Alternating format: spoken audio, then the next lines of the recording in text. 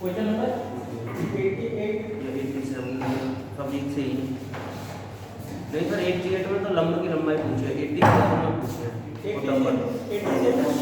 लंबाई ये वो छोटा परपेंडिकुलर निकाल कर देखो क्वेश्चन देखो 87 देखो बिंदु बिंदु एक में क्वेश्चन नंबर 87 बिंदु A 103 से बिंदु A 103 से बिंदु B 471 एंड C 353 को मिलाने वाली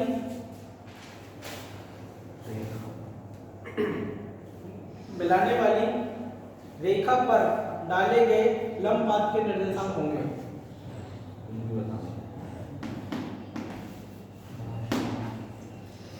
ठीक है, तो इन दोनों बिंदुओं से आपको करना है ना, तो ये दोनों बिंदुओं की हेल्प से जब तुम निकालोगे तो लाइन की इक्वेशन आ जाएगी x - 3/1 = y - 5/2 और z - 3/-2 बराबर लैम्डा। इन दोनों बिंदुओं से B और C से जाने वाली लाइन की इक्वेशन आ गई x - point upon direction vector, y - point upon direction vector, z - point upon direction vector. Direction vector निकालने के लिए एक में से दूसरे पोजीशन वेक्टर को घटा दिया। तो ये कुछ इस तरीके की सिचुएशन है कि यहाँ मान लो कि ये A पॉइंट है और यहाँ मान लो ये B पॉइंट है,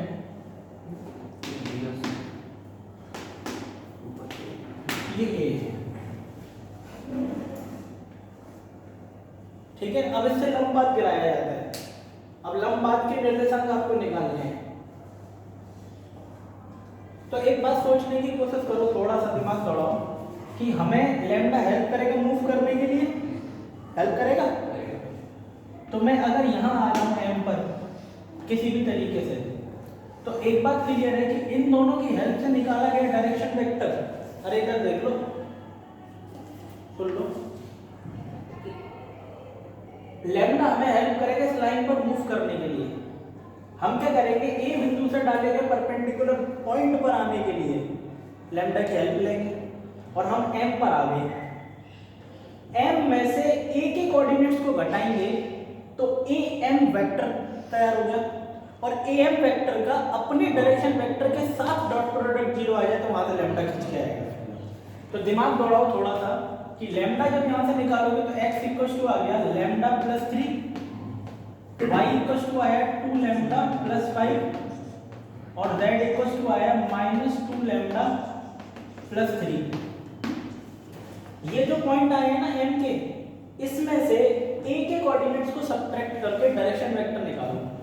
तो लैम्डा + 3 - 1 कितना आया, लैम्डा + 2, 2 लैम्डा + 5 -0 तो 2 लैम्डा + 5 और देखो ये -2 लैम्डा, ये 3 0 तो -2 लैम्डा और ये k कैप, ये j कैप और i कैप। ये लाइन के परपेंडिकुलर वेक्टर निकल कर आया और लाइन के परपेंडिकुलर वेक्टर जो निकल कर आया है इसका लाइन को डायरेक्शन देने वाले वेक्टर के साथ डॉट प्रोडक्ट 100% 0 पाया जाएगा। तो कर दो 0, लैम्डा + 2 + 4 लैम्डा + 10 और प्लस का 4 लैम्डा बराबर 0, माइनस प्लस हो जाएगा। ये -2 लैम्डा है तो अब चेक करो, ये 8 और एक 9 और ये कितना हो गया -12, तो लैम्डा बराबर 3 × 4 और 3 × 3, ये से खत्म। तो लैम्डा कितना आ गया, लैम्डा -4/3 आ गया। लैम्डा का -4/3 अगर इसमें रख दिया जाए तो n आ जाएगा जो कि लंब पात के निर्देशांक को इंडिकेट करेगा। तो रखो यहाँ पर x बराबर -4/3 प्लस 3 9 5/3 आ गया। y कितना आ रहा है?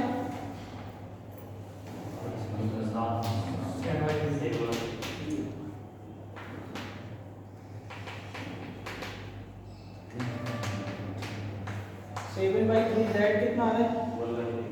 1/3 और ये होगा फुट ऑफ परपेंडिकुलर। क्या कर लो इस बार कितना हो जाएगा यहाँ पे। तो ये तरीका है बिंदु से प्लेन पर डाले गए लंब का लंबपात निकालने का, और वो तरीका है बिंदु से लाइन पर डाले गए लंबपात निकालने का। बताओ कभी कोई कंफ्यूजन हो तो पूछो दोबारा, ठीक है। सर मेरा लेना आंसर क्या आ रहा है ये चेक कर लो सर। 87 का आंसर क्या है? ए। हमारा क्या आ रहा है? तो तुम्हारा कैलकुलेशन मिस्टेक हुआ होगा। आंसर फिर भी सही है। हाँ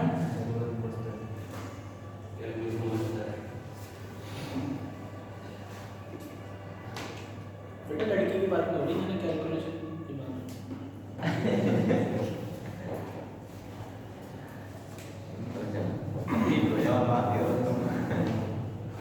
और कह रहा ना मस्त है, कहीं और चला गया लग रहा है मेरा भाई। हमारे साथ 5 ही तो होगा। हाँ 5 होगा तो वही है 5 ही कंफ्यूज नहीं है तो लगे ये गाड़ी तो मैं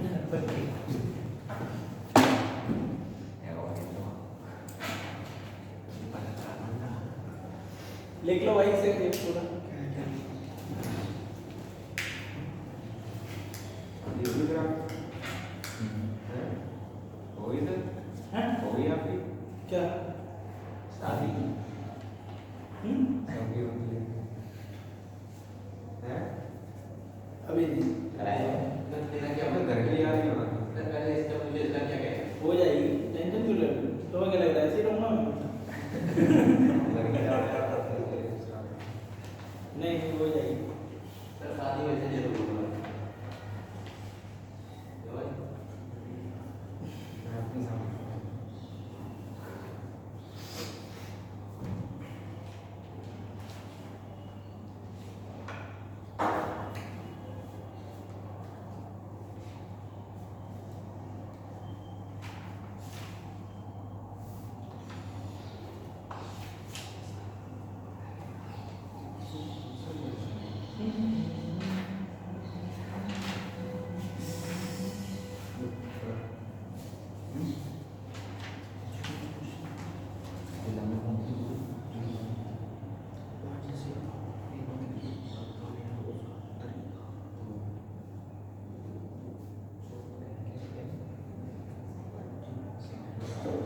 लिखो क्वेश्चन लिखो, ये समझ में आ गया ना सभी को?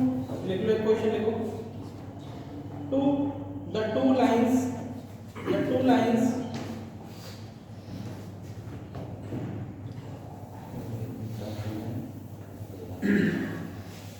the two lines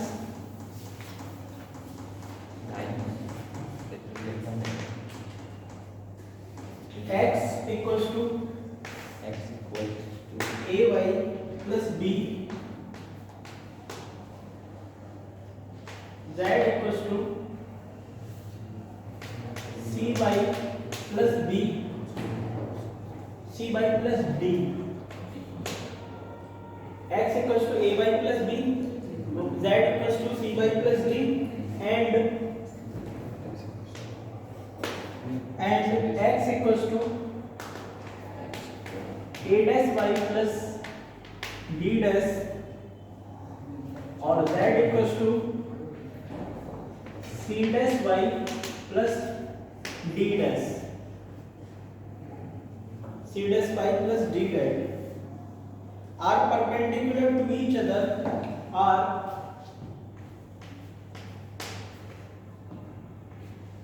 perpendicular to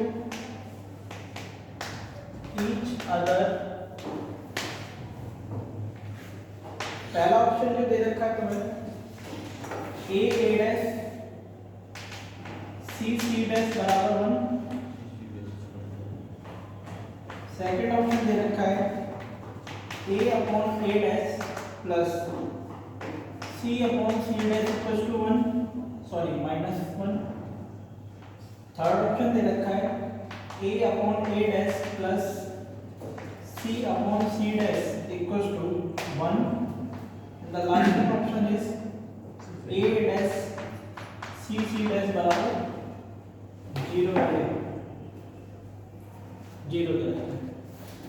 और तुमसे कहा जा रहा है कि अगर ये दो लाइन है, एक ये लाइन है एक ये लाइन है, दोनों लाइन एक दूसरे के क्या है परपेंडिकुलर, तो बताओ कौन सा रिलेशन एस्टैब्लिश होगा।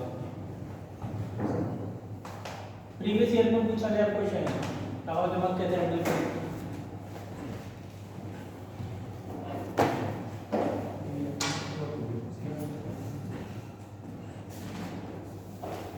ये रफ करके लिख लिया ना।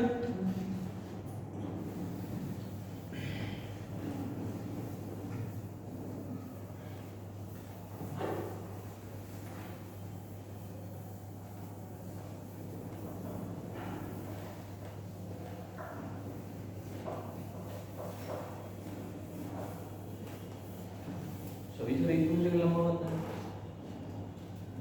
बेटा ध्यान से देखो ना, ध्यान से समझा दो ना। ये जो लाइन है ना ये एक लाइन है और ये जो है ना वो दूसरी लाइन है, दोनों लाइन एक दूसरे के लंबवत है। ऐसी सिचुएशन क्रिएट होगी।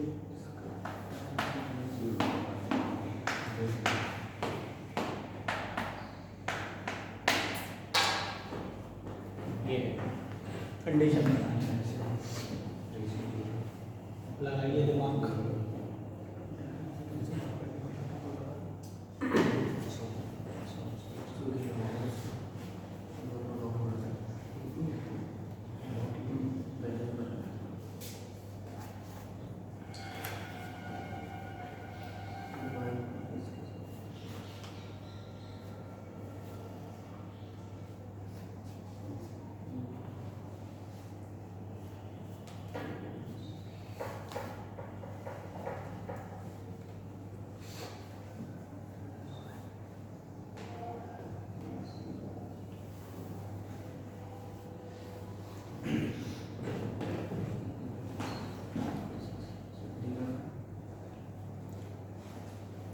लगने तो कुछ नहीं होता।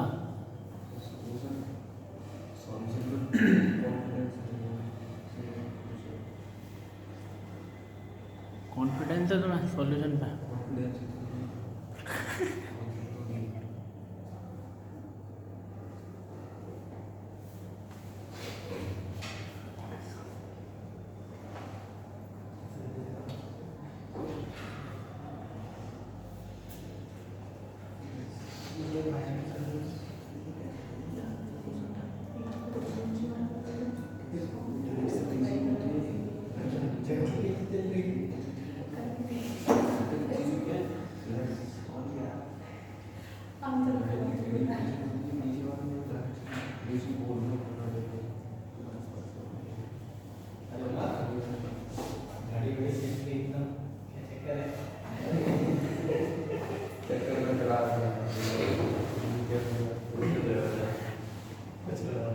बात चल रही है।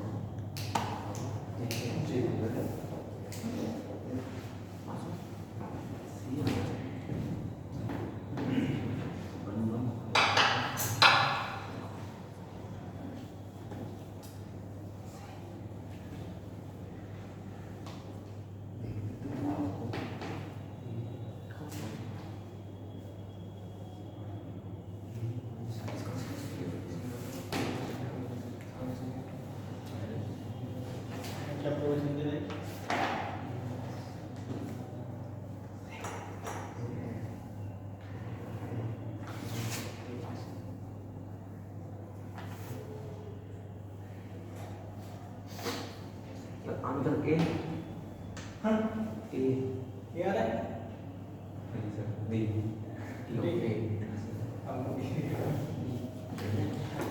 अच्छा एक बात बताओ, एक बात समझो कि ये जो इक्वेशन दे रखी है दोनों, x equals to ay plus b और z equals to cy plus d, ठीक है ना। इन इक्वेशन को जो हमारी स्टैंडर्ड इक्वेशन होती है कार्टेशियन फॉर्म में, उसमें कन्वर्ट करने के लिए तुम दिमाग दौड़ाओ। y इक्वल्स टू लिखा क्या जा सकता है, x minus B upon a, और यही y बराबर इसमें से निकालो तो z माइनस बी अपॉन सी, और ये कहीं ना कहीं पहली लाइन की इक्वेशन बनकर तैयार होगी।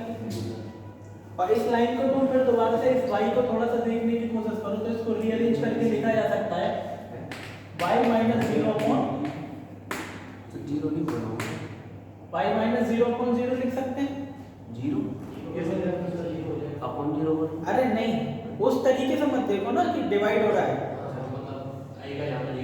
बस हाँ j का कोफिशिएंट जीरो देखने की कोशिश करो। ऐसा मत देखो कि मैथमेटिक्स का वो स्टेटमेंट लिखा है कि y अपॉन जीरो अनडिफाइंड हो गया, नहीं, डायरेक्शन वेक्टर नीचे इंडिकेट हो रहा है और डिवीजन वाली सिस्टम नहीं है, अरेंजमेंट क्रिएट कर रहे हैं। तो तुम सोचो जो पहला वेक्टर आएगा आपका डायरेक्शन देने वाला, तो वो आ जाएगा तुम्हारे पास में ai प्लस सी के, यही आएगा, यही तो आएगा।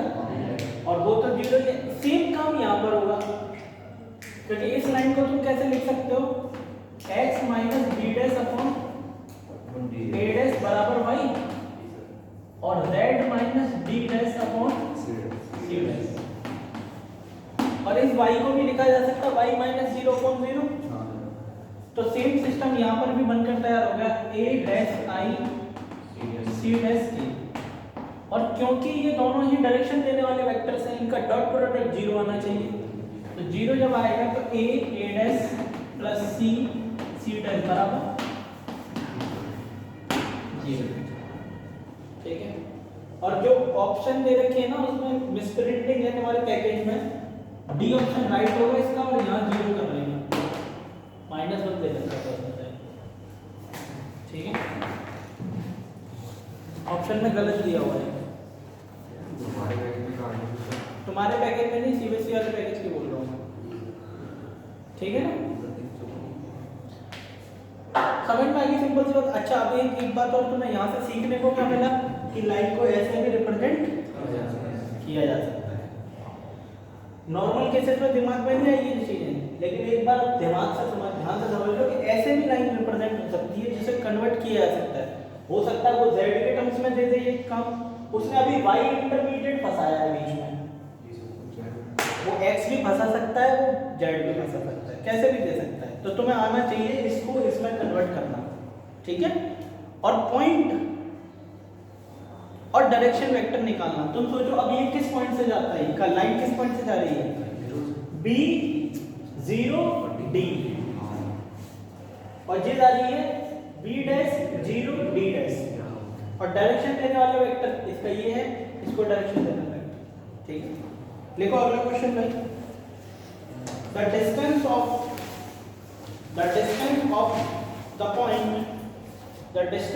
The point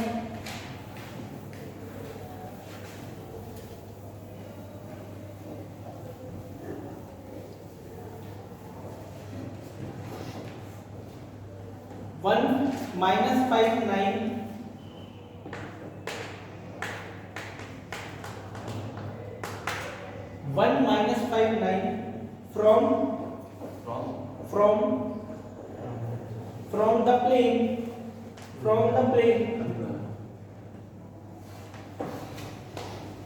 from the plane x plus y plus z बराबर 5,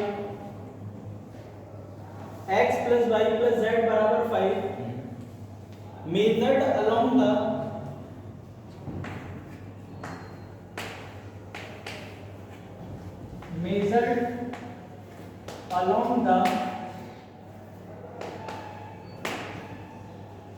line x बराबर y बराबर z।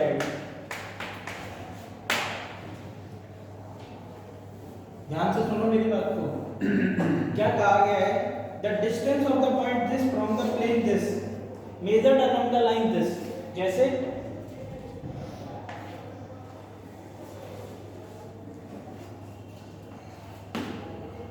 ये कोई प्लेन था, इधर देखो ध्यान से, एक ये कोई प्लेन है, यहां कोई पॉइंट है, अरे इधर देखो यार, ये कोई प्लेन है 3D में और यहाँ पॉइंट है और इस पॉइंट के कोऑर्डिनेट दिए हुए हैं p के 1 - 5 9। तो एक तरीका तो ये है कि तुम इससे इस पर एक तो लंब की डिस्टेंस होती है, लेकिन तो कह रहा है डिस्टेंस तो निकालनी है लेकिन लंब की डिस्टेंस नहीं। अगर डिस्टेंस दे दी जाए और ये भी बोला जाए कि किसकी लाइन से क्रॉस निकालनी है, तो हमेशा परपेंडिकुलर डिस्टेंस का ही फॉर्मूला लगता है। और परपेंडिकुलर डिस्टेंस का फॉर्मूला क्या होता है, ax1 + by1 + cz1 + d/√a²b²c²।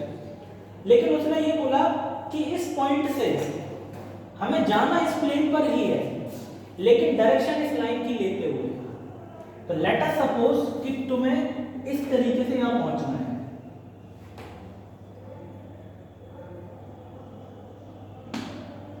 और ये जो है तुम्हें डायरेक्शन जो लेनी है वो इस लाइन से लेनी है, इसके अलोंग चलते हुए जाना है, यानी इस पॉइंट से गुजरते समय डायरेक्शन इसकी लेनी है। फिर बताओ कि ये जो पॉइंट आएगा प्लेन पे, ये पॉइंट क्या आएगा, क्योंकि ये पॉइंट अगर मिलेगा तभी तो इनके बीच की डिस्टेंस निकाल पाएंगे। ठीक है, तो निकालो कितनी डिस्टेंस आएगी। क्वेश्चन समझ में आ गया आपको, भी लग नहीं आया? किसके अक्रॉस निकालनी है ये भी मैटर करता है।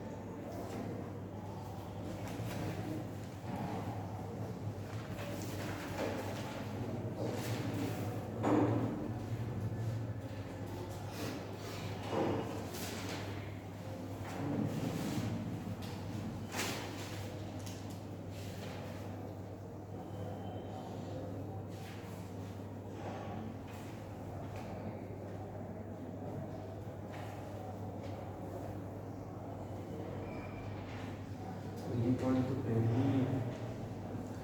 है, ये वाला पॉइंट तो प्लेन ही है। ये पॉइंट प्लेन पर है। अच्छा, मेरे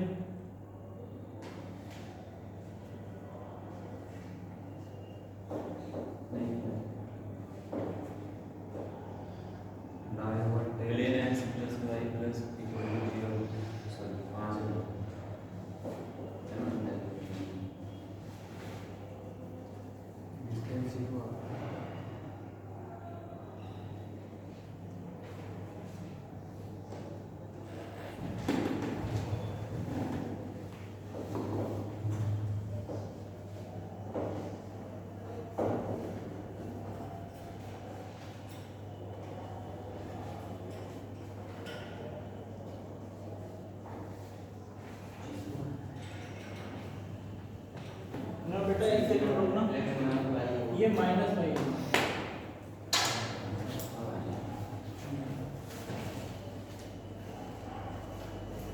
ये तो नाश हो गई।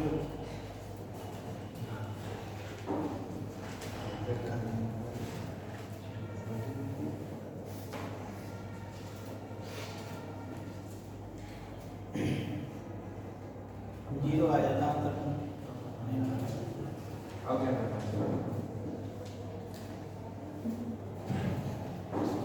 ये प्लेन है ना, इस पर मुझे पहुंचना है, यहाँ मेरा पॉइंट है।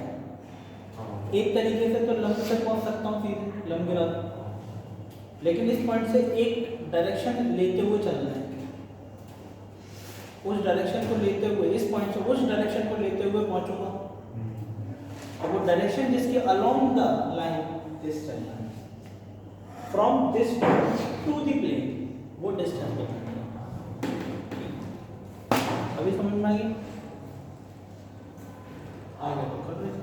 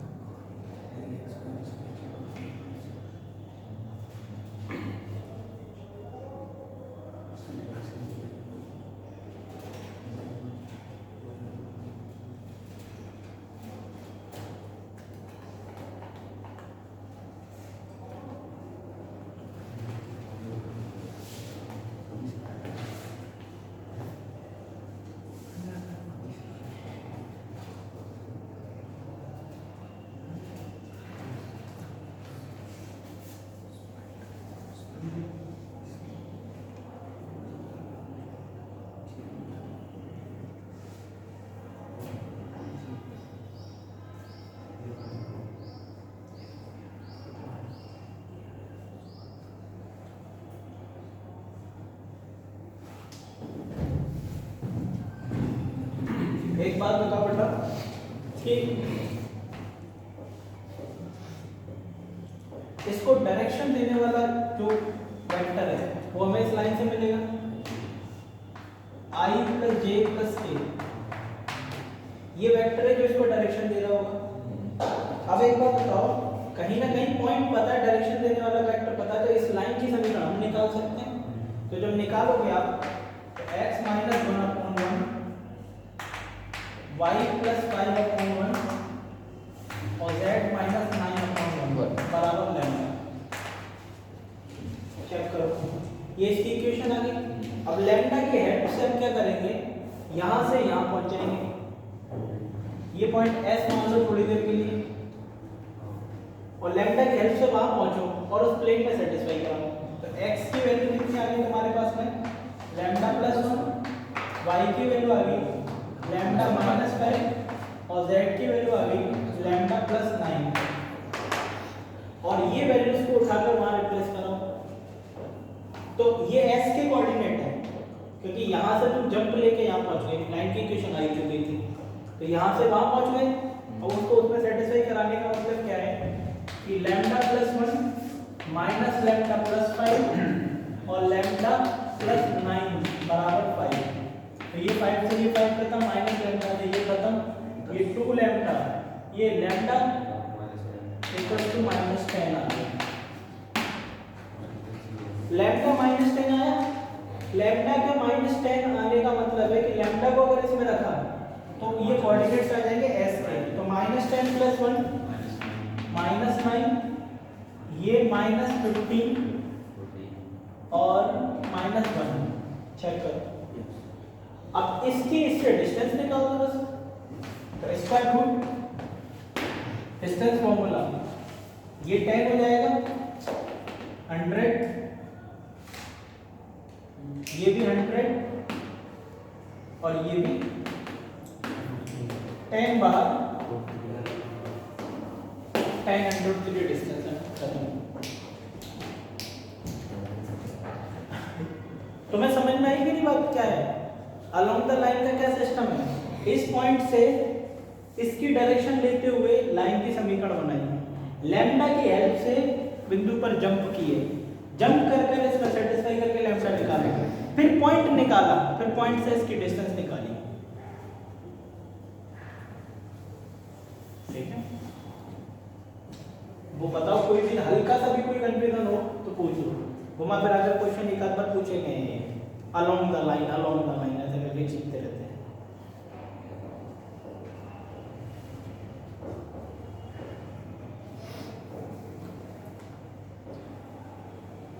ठीक है, कर पाओगे हम ऐसे क्वेश्चन आसानी से?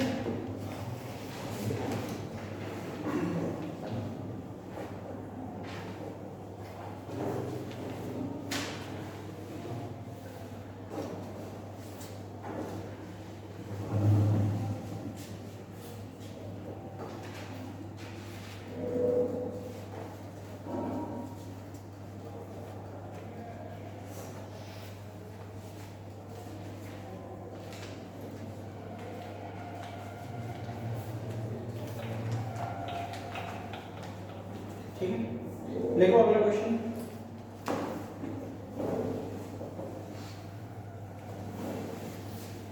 The distance of the point 1, 0, 2, the distance of the point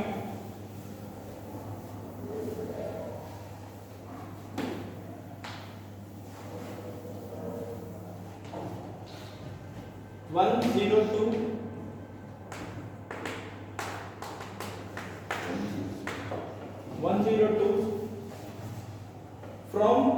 from the point of intersection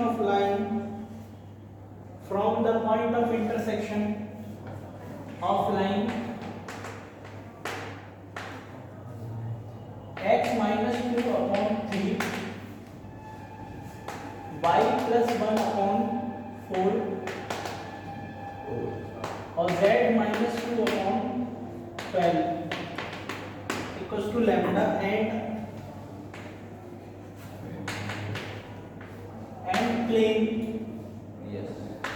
x minus y plus z equals to 16।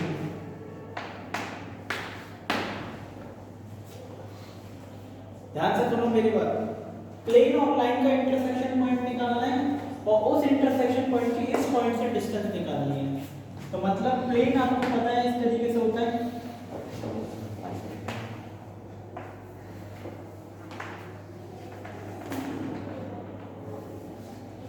तो प्लेन और लाइन का इंटरसेक्शन पॉइंट है ये, इस पॉइंट की इससे डिस्टेंस निकालनी है।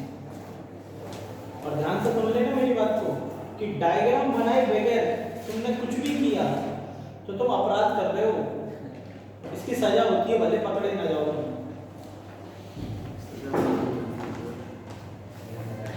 डायग्राम बनाए बिना क्वेश्चन नहीं करना है भाई, कितना भी सिंपल क्वेश्चन करना हो, तुम्हें पूरा क्वेश्चन पता है लेकिन डायग्राम जरूर बनाओ। बहुत सारी चीजें क्लियर होती हैं डायग्राम से, बहुत सारी चीजें।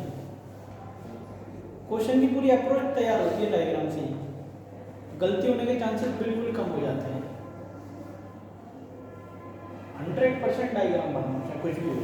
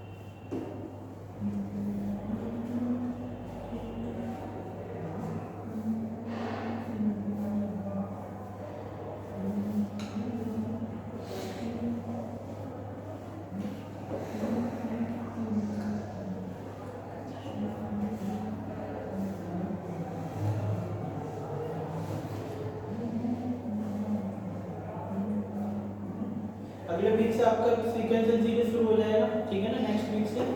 और इस वीक केवल और केवल 3D और वेक्टर के क्वेश्चंस चलेंगे, प्रीवियस ईयर के सारे। और बाकी तुम्हारे जो डाउट्स हैं वेडनेसडे से तुम्हारे डाउट्स का नंबर लगेगा। जो पूछना है वेक्टर 3D में वो पूछो, कोई प्रॉब्लम नहीं। लेकिन ध्यान से समझ लेना, गर्दन काट दूंगा अगर पेपर में क्वेश्चन छोड़ के आएगा। 3D वेक्टर का क्वेश्चन पेपर में छूटना नहीं चाहिए मेंस के में, चाहे कुछ भी हो जाए। 3 क्वेश्चन आएंगे, 3 क्वेश्चन बहुत होते हैं, 25 या 30 क्वेश्चन में से 3 क्वेश्चन।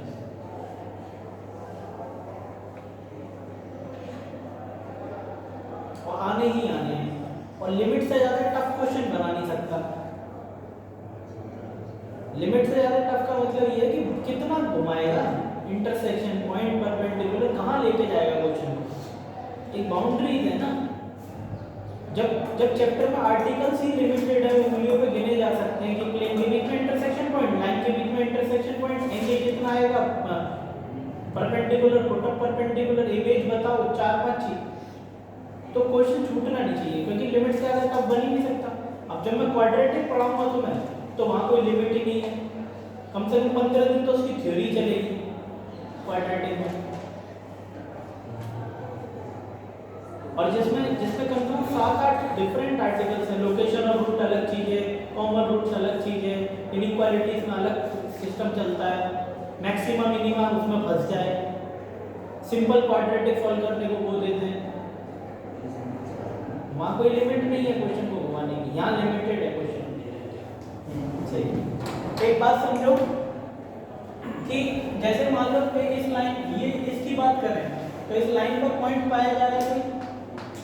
इस पॉइंट के कोऑर्डिनेट्स की बात करें तो 2, -1 और 2। ये पॉइंट है जो कि इस लाइन पर पाया जाएगा। अब इस लाइन पर अगर ये पॉइंट पाया जा रहा है तो इसका सिंपल सा मतलब क्या है कि अगर आपको जंप लेना है प्लेन पर तो लैम्डा की हेल्प लो। लैम्डा की हेल्प लेके तुम प्लेन पर जंप कर जाओ, और प्लेन का ये जंप पॉइंट मान लो है। तो जब तुम इस काम को करते हो तो यहाँ से निकालो x coordinate 3 lambda plus 2, y आ गया 4 लैम्डा -1 और z आ गया 12 लैम्डा प्लस 2। और ये प्लेन पर पाए जाने वाला बिंदु है, तो प्लेन को संतुष्ट करेगा। तो ये आ गया 3 लैम्डा प्लस 2 -4 लैम्डा प्लस 1 और plus 12 lambda plus 2 equal to 16 ही तो दे रखा है। है ना? सही। हाँ, तो अब देखो ये कितना हो गया -1, ये प्लस का 11 लैम्डा हो गया, तो वो भी 11। और ये भी 11 ही आया। तो लैम्डा कितना नजर आता है? लैम्डा का 1 आना हमें इस पॉइंट को देता है, इंटरसेक्शन पॉइंट उठा के 1 रख दो, तो ये कितना पाया जाएगा?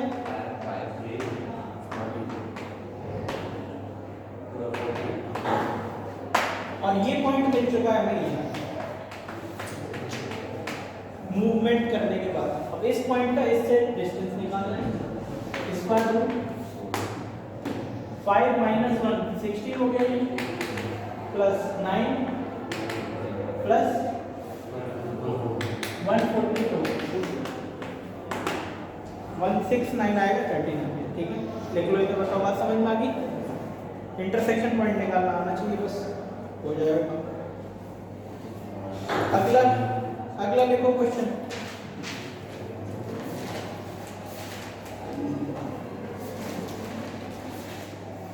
देखो इससे ये 2016 में आया है, वो 2015 में आया, दोनों क्वेश्चन आए हुए हैं। अगला लिखो 2017 में जो आया, the distance of point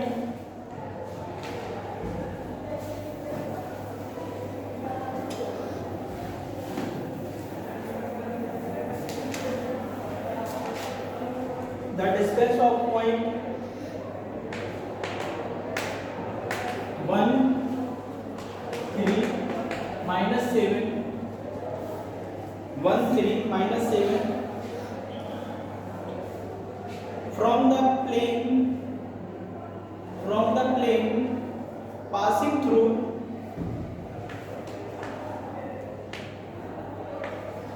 from the plane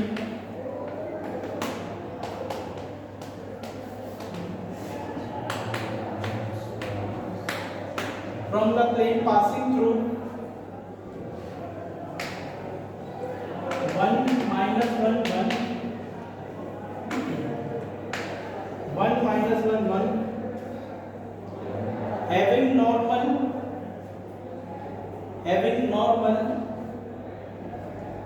perpendicular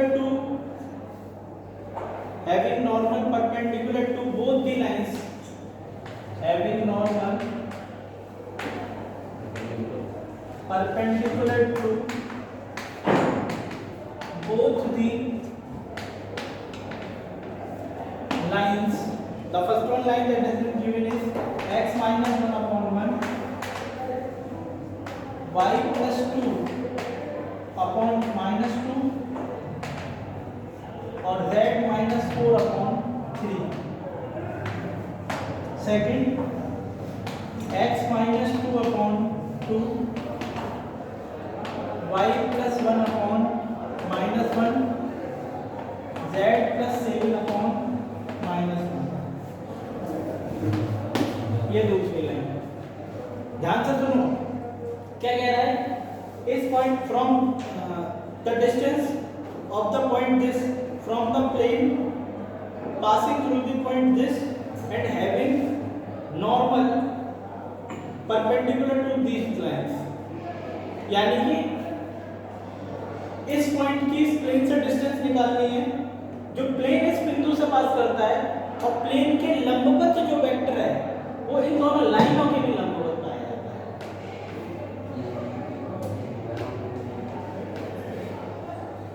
इन दोनों लाइनों के लंबवत जो वेक्टर है वो प्लेन का लंबवत वेक्टर है, और प्लेन इस बिंदु से पास करता है। तो इस बिंदु से प्लेन की डिस्टेंस निकालो, परपेंडिकुलर डिस्टेंस।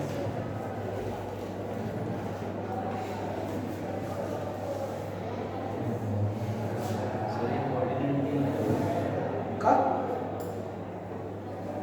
पहले कोऑर्डिनेट हाँ, and point 1 3 minus passing to 1 - 1 minus passing to, अब ये पॉइंट ही है। हाँ, प्लेन इस पॉइंट से पास कर रहा है।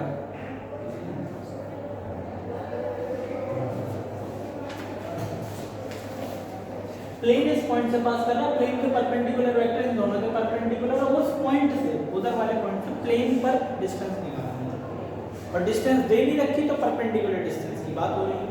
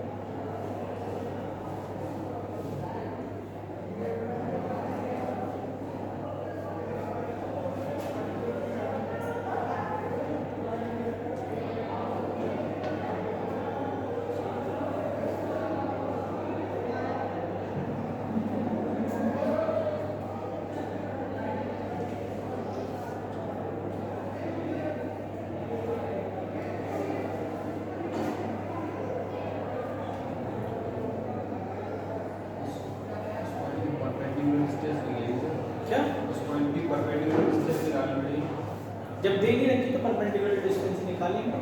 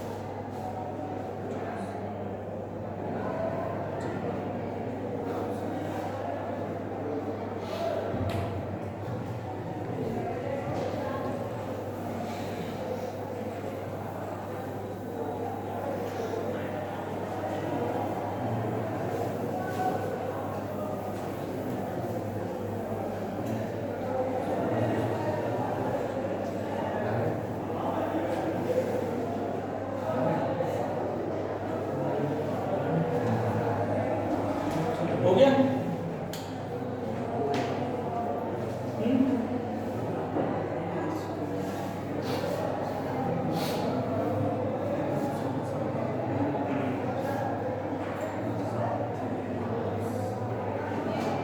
कितना?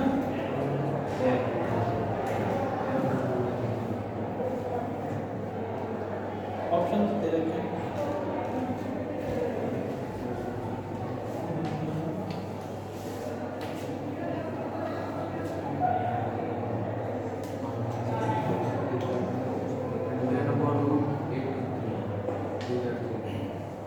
एक बात बताओ कि जो प्लेन का नॉर्मल वेक्टर है, ध्यान से तुम सोचने का तरीका देखो। प्लेन के नॉर्मल वेक्टर अगर मिल जाए तो ax + by + cz abc पता चल गया। रही बात d की, तो abc के मिलने के बाद में बिंदु इससे पास कर रहा है तो प्लेन में रिप्लेस करा दूंगा तो d आ जाएगा, तो पूरा प्लेन आ गया। एक बार पूरा प्लेन पता चल गया तो इस पॉइंट से परपेंडिकुलर डिस्टेंस का फार्मूला भी लगाया जा सकता है। तो मेन मुद्दा है कि परपेंडिकुलर वेक्टर पता चल जाए तो जो लंबवत वेक्टर है इन दोनों प्लेन के लंबवत जो वेक्टर है वो इन दोनों के लंबवत भी लाइन है। तो तुम सोचो कि इस लाइन को, पहली लाइन को डायरेक्शन देने वाला वेक्टर कौन है? 1 - 2 3, और इसको डायरेक्शन देने वाला वेक्टर है 2 - 1 - 1। इन दोनों के लंबवत वेक्टर अगर चाहिए तो इन दोनों का क्रॉस प्रोडक्ट ना कर दिया जाए। इन दोनों के डायरेक्शन वेक्टर का क्रॉस प्रोडक्ट करने से प्लेन के लंबवत वेक्टर पता चल गया। तो बस एक काम, अच्छा इस बात का ध्यान रखना कि कभी भी इससे डायरेक्शन निकालते समय इस बात का विशेष ध्यान रखो x y z की कोफिशिएंट्स 1 होने चाहिए। और नहीं है तो बनाओ ना, तब जाके कंपैरिजन करना, क्योंकि वो यहाँ भी गड़बड़ कर सकता है तुम्हारे साथ में। यहाँ तो दिक्कत नहीं है, डायरेक्ट हो रहा है, गड़बड़ हो सकती है यहाँ पे, इस बात का ध्यान रखना। तो आई के करस्पॉन्डिंग जब आप कोफिशिएंट्स को अरेंज करोगे तो 1 - 2 3 और 2 - 1 -1 आई, तो ये आ गया 2 5 और माइनस j 7 आ रहा है।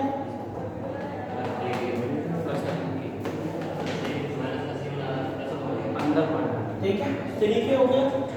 तो ये तुम्हारे पास में वेक्टर आ गया जो प्लेन के परपेंडिकुलर वेक्टर है, तो प्लेन की इक्वेशन का लिखोगे तुम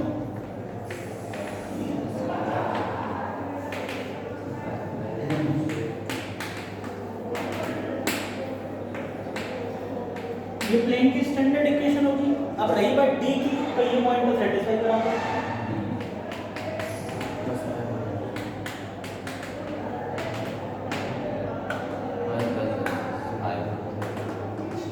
फाइव आ गया, उठा के 5 ऊपर रिप्लेस करो,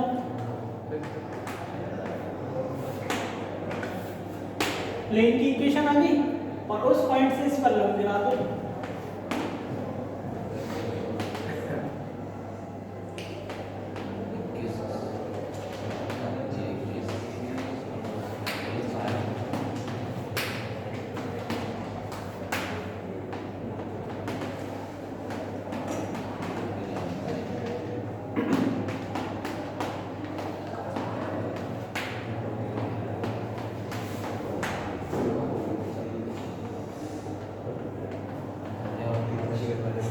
कितना आ रही है? 83।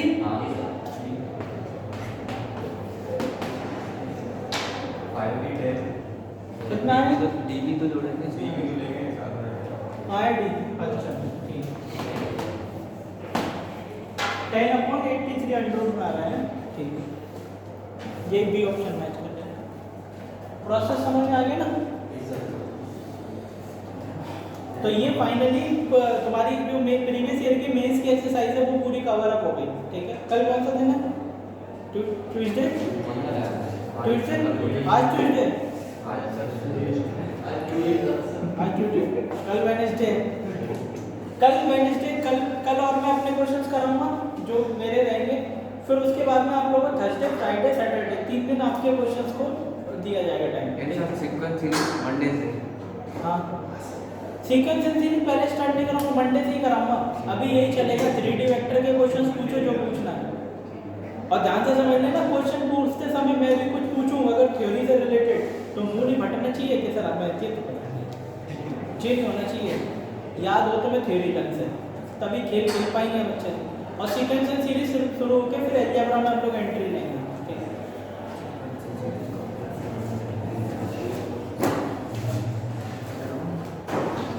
ये लोग